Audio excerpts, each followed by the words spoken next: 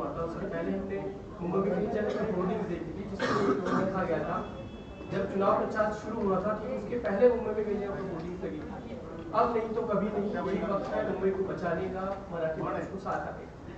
क्या वो वजह आप देखते हैं कि इतना प्रचार होने के बाद भी मुंबई का जो आप चाहते थे कि महापौर आपके पार्टी का, वो होने वाली स्थिति अभी है नहीं? सवाल ये कि प्रचार आपने किया उसकी वजह से उसके बाद भी आपको जो संख्या नहीं, लेकिन इसीलिए मैंने कहा ना कि मुझे तो अपेक्षा थी कि जो भी काम हमने पिछले 25 साल में किया, खास कर कोविड के समय में किया, तो मुंबई के मतदाता हमारे साथ रहेंगे और वो रहे भी, बिल्कुल नहीं रहे ऐसे नहीं बात हुई है। और खास कर मराठी इलाका जो है, वहाँ के सारे मराठी जो जनता है वो हमारे साथ है ही, और साथ ही साथ कोई नॉन महाराष्ट्रियन भी है, अन्य धार्मिक भी है, वो भी हमारे साथ है। अपेक्षा तो और थी ही, अगर हमारे 100 भी आ जाते तो लगता अरे और 25 आने चाहिए थे। तो ये तो हमेशा रहेगी और रहनी चाहिए, इसलिए तो काम करना पड़ता है। लेकिन एक बात और चलेगी, उत्तर भारत में खासकर जो ये कहा गया, अगर बटोगे तो भी पिटोगे और नहीं बटोगे तो भी पिटोगे, इसका नुकसान हुआ कहीं ना कहीं लोगों के मन में। ये जहर फैलाने वाले हैं कौन? और यही तो मेरा सवाल था कि नहीं, ये क्या कहा था आपने, बटेंगे तो पिटोगे, तो ये जहरीला प्रचार किया किसने? नहीं, फिर अगर मैं ऐसी बात कहूँ, हम ट्रैक बदली हो जाएगा। मॉब लिंचिंग वगैरह करने वाले जो लोग हैं, वैसे तो कभी कुछ हुआ नहीं ना, और हमने तो कोविड के समय में ना मैंने कभी किसी की भाषा देखी थी, ना कभी मैंने किसी का मजहब पूछा था। मैंने तो मेरा कर्तव्य निभाया था और हमने हमेशा निभाया। जो भी कोस्टल रोड किया है या पानी की समस्या है, हर घर में जाता है, पानी भी जाता है, हर कोई वहां से जाता है। अंकित वगैरह तो उसी वोट्स पे तो आए। हाँ, अंकित आए ना, हमारे कुछ लोग दिल्ली में है, मागाटाने में है, अन्य गोरेगांव में आए हैं। जैसे आदित्य कह रहा है कि उत्तर भारतीयों ने भी हमें वोट तो किया ना। भाजपचा महापौर होणार आता जवळजवळ सिद्ध झालेले आहे, पण आता मुंबईची चावी आता दिल्लीकरांच्या हातात आला, हे रोखण्यासाठी आपलं काय पावलं असेल? त्याच्यासाठी तर आम्ही सांगत होतो ना ओरडून, त्याच्यासाठी तर आम्ही सांगत होतो की अफगाणिस्तान होऊ देऊ नका। आणि साहजिकच आहे की महापालिकेच्या निवडणुकीत आम्ही काही कमजोर नाही आहोत, आमची संख्या पण भरपूर आहे आणि रस्त्यावरती तर आम्ही आहोतच। देवेंद्र फडणवीसांनी आता संभाजीनगरच्या माहिती दिली की अजून मला उद्धव ठाकरेंच्या शुभेच्छा आलेल्या नाहीये, अपेक्षा आहे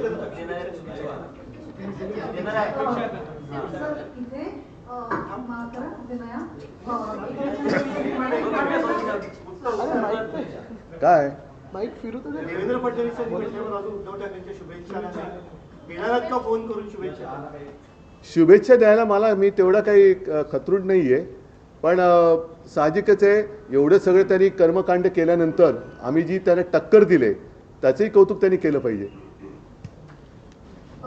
सर, एक प्रश्न असा विचारायचा आहे, ह्या वेळेला राज्य निवडणूक आयोगाकडे ज्या कंप्लेंट्स केल्या गेल्या त्यापैकी एक कंप्लेंट जी नवीन होती ती म्हणजे शाही बद्दलची, इंडेलिबल इंक। आता त्या संदर्भात राज्य निवडणूक आयोगाने सांगितलंय की ज्यांनी हे पुसण्याचा प्रयत्न केला त्यांच्या विरुद्ध आम्ही नाही, अशा निवडणूक आयुक्ताबद्दल विरुद्ध जनता ऍक्शन घेईल। त्यांनी लोकांच्या भावनेशी खेळ करू नये, ते म्हणजे कोणी ब्रह्मदेवाचा बाप नाहीयेत, त्यांनी लोकशाहीचा अपमान करू नये। लोकशाहीचा अपमान केला तर निवडणूक आयुक्तांना सुद्धा शिक्षा करावी लागेल।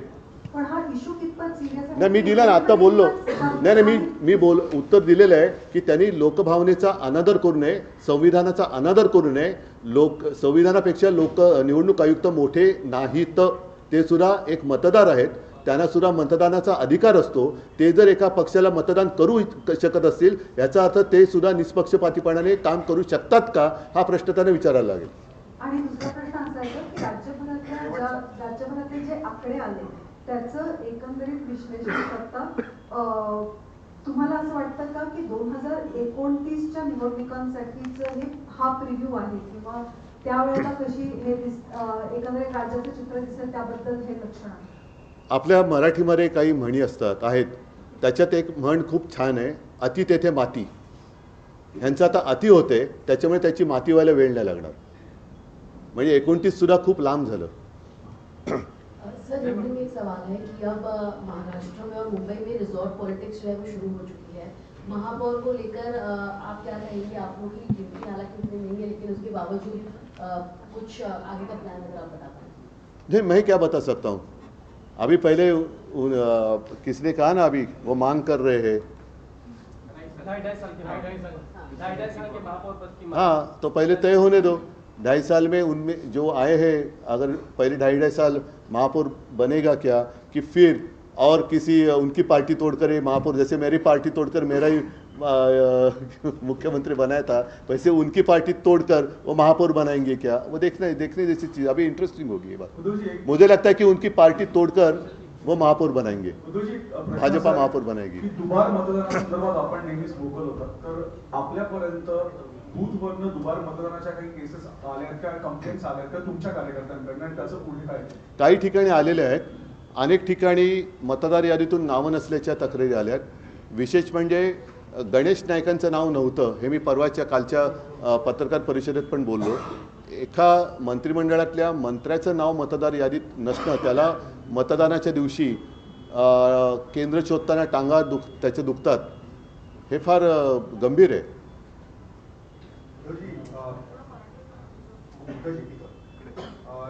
मुंबईमध्ये आता आकडा तुम्हाला गाठताना, पण बाकी महानगरपालिकेमध्ये लोकसंख्या बाजूच्या पडत जिथं 2000 आता अलीकडच्या विधानसभा आणि लोकसभेमध्ये सुद्धा आपल्याला चांगली मतं मिळाली, खासदार आणि आमदारही निवडून आलेले, परभणीमध्ये मिळाले ना चांगली। बाकी ठिकाणी बाकी नाही, म्हणून मी काय म्हटलं की जसं काही ठिकाणी जरा एक संभ्रमावस्था आहे, जरूर आहे, हे मान्य करावं लागेल। थोडा संभ्रमाची जी धूळ आहे ती खाली बसल्यानंतर लोकांना खरं आणि खोट्यातला फरक कळेल। आपण मुंबईवर जास्त लक्ष केंद्रित केलं, बाहेर जास्त फिरला नाही, त्याच्यामुळे ते चालू की आपण गेला हे आहे सत्य, म्हणून मी त्यांची दिलगिरी पण आता व्यक्त केली। जिथे मी जाऊ शकलो नाही तिथे दिलगिरी व्यक्त केलेली आहे। आणि दुसरी गोष्ट अशी की शेवटी ज्या पद्धतीने साधन सामुग्री, याचा अर्थ तुम्हाला कळतो, चा वाटप पलीकडनं झाला, एवढी साधन सामुग्री आम्ही आणू शकत नाही, कारण आम्ही मुळामध्ये ज्या पद्धतीने ते पैसे ओरबाडतायत, महापालिकेची तिजोरी रिकामी करणं, इतर काही गोष्टी करणं, त्या वृत्तीचे आम्ही नाही आहोत। सर, लेकिन सवाल ये कि जो पूरा एमएमआर रीजन कभी शिवसेना का ही मैं विचार तुमच्याकडे माहिती एमएमआर रीजन पूरा शिवसेना का कभी बेल्ट रहा है, रहेगा ना, वापस आएगा। अभी इस वक्त भी हम देख रहे हैं कि जो ठाणा आपका कभी गढ़ था, अभी वहाँ एकनाथ शिंदे की पूरी तरह से सत्ता है, केडीएमसी है आगे लगी। देखो ऐसी नहीं, एक बात ऐसे कि जैसे सीजन होता है, पतझड़ तो होती है, फिर से नए पत्ते आते, तो अभी फिलहाल तो कुछ जगह पर पतझड़ हुई होगी, नए पत्ते आएंगे। कोफले फिर फुट आएगी शाख पर। लोगों के साथ पहुंच सकते थे आप प्रचार में, नहीं पहुंच पाए। चला, शेवटचा वैभव वैभवशाली विचार आहे बाबा। नमस्कार, जय महाराज। अरे वाह, धन्यवाद।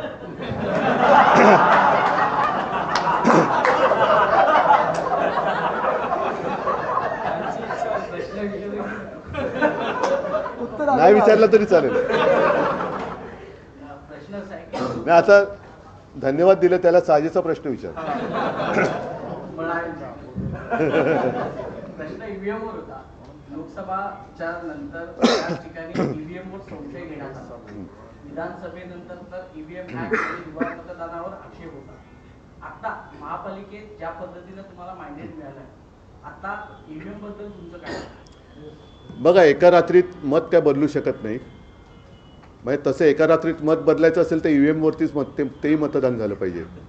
त्याच्यामुळे आत्ता ह्या सगळ्या गोष्टीचा आम्ही आढावा घ्यायला लागलेलो आहोत। काही ठिकाणी अनपेक्षित निकाल हे नक्कीच लागलेले आहेत। ज्या पद्धतीचं मुंबईमध्ये वातावरण होतं, तुम्ही स्वतः अनुभव केलेला आहे, एक लाट वाट होत होती, म्हणजे मतदान एकतर्फी होईल असं चित्र याही वेळेला होतं, विधानसभेच्या वेळेला होतं। पण एका गोष्टीचं मला जरा एक गंमत वाटते की मतदान झाल्याबरोबर एक्झिट पोल जे यायला लागले, असे एक्झिट पोल घेणारी लोक मला तरी कुठे काही दिसलेले नाहीत।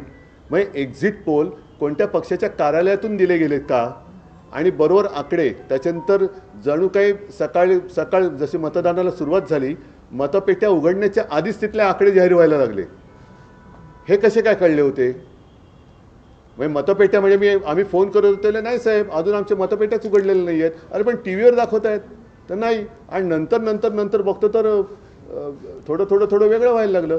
त्याच्यामुळे हे सगळं अनाकलनीय हा विषय आहेच. बरं, यावेळेला व्हीव्हीपॅट काढली गेली म्हणजे एक एक गोष्टी तुम्ही जास्तीत जास्त गूढ करत चाललेला आहात.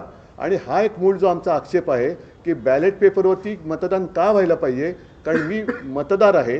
लोकशाहीमध्ये माझ्या मताला ही अमूल्य किंमत आहे. माझं मत हे कुठे जाते ते शेवटपर्यंत कळण्याचा माझा अधिकार तुम्ही हिसकावून घेतलेला आहात.